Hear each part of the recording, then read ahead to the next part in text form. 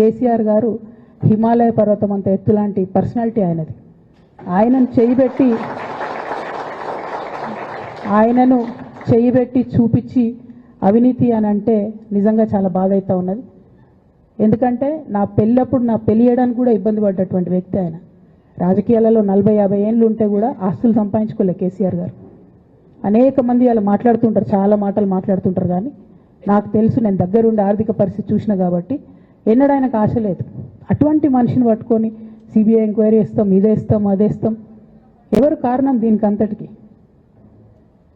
ఈ చేతగాని కాంగ్రెస్ ప్రభుత్వం మీ ఏసీబీ వాళ్ళు పోయి కాళేశ్వరంలో పనిచేసిన 3 ఇంజనీర్లను పట్టుకుంటే ఒక్కొక్క ఇంజనీర్ దగ్గర 100 కోట్ల ఆస్తులు వెళ్తే మీకు ఎందుకు ఎంక్వైరీ చేసే దమ్ము లేదు? వాళ్ళు వెనకాల ఎవరు ఉన్నారో ఎందుకు ఎంక్వైరీ చేస్తలేరు?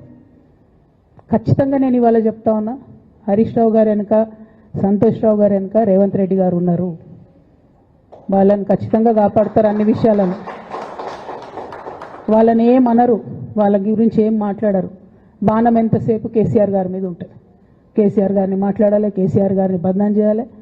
కానీ దగ్గరుండి ఈ అవినీతి అనకొండలు బీఆర్ఎస్ పార్టీని ఏదైతే డిస్టర్బ్ చేసిండ్రో వాళ్ళని మాత్రం ఏమనరు. ఈ ఇంటర్నల్ అండర్స్టాండింగ్ అనేది ఎక్స్పోజ్ కావాలి. రేపటి నుంచి నేను ఛాలెంజ్ చేసి చెప్తున్నా కదా, రేపటి నుంచి ఏం మాట్లాడతారు తెలుసా? ఈ మొత్తం బ్యాచ్లన్నిటికీ సోషల్ మీడియా బ్యాచ్లు ఉన్నాయి. వీళ్ళందరికీ బాగా చాలా చాలా బ్యాచ్లు ఉన్నాయి. వాళ్ళంతా రేపటి నుంచి ఏమంటారు? నన్ను ఒకళ్ళు బీజేపీ ఆపరేట్ చేస్తుందంటారు, ఒకళ్ళు కాంగ్రెస్ ఆపరేట్ చేస్తుందంటారు, ఒకళ్ళు రేవంత్ రెడ్డి చెప్తే మాట్లాడుతుందంటారు, ఇంకోళ్ళు బండి సంజయ్ చెప్తే మాట్లాడుతుందంటారు. ఖబర్దార్ బిడ్డ, నేను ఎవరు చెప్తే ఆడేటటువంటి తోలుబొమ్మని కాదు.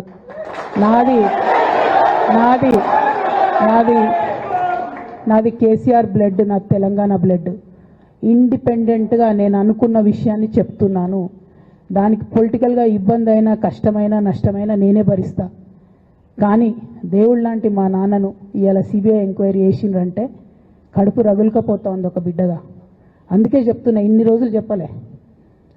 ఆ మధ్యలో పోయినసారి నా కొడుకు గ్రాడ్యుయేట్ అయినప్పుడు వచ్చినప్పుడు నేను మా నాన్నకు రాసుకున్న లెటర్ లీక్ చేస్తే కూడా ఆ 70, 80, 90 రోజుల నాకు నరకం చూపిస్తున్నారు.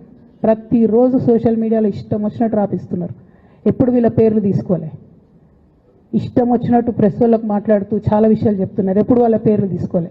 ఇలా తీసుకుంటున్నా, ఎందుకంటే విషయం నాది కాదు, ఇది తెలంగాణ పరువు ప్రతిష్టకు సంబంధించిన విషయం.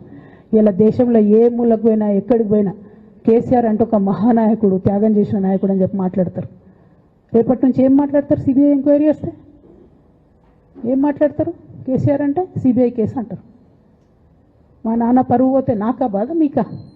మీకు పైసలు కావాలి కదా, మీకు పేరుతో ఏం పని?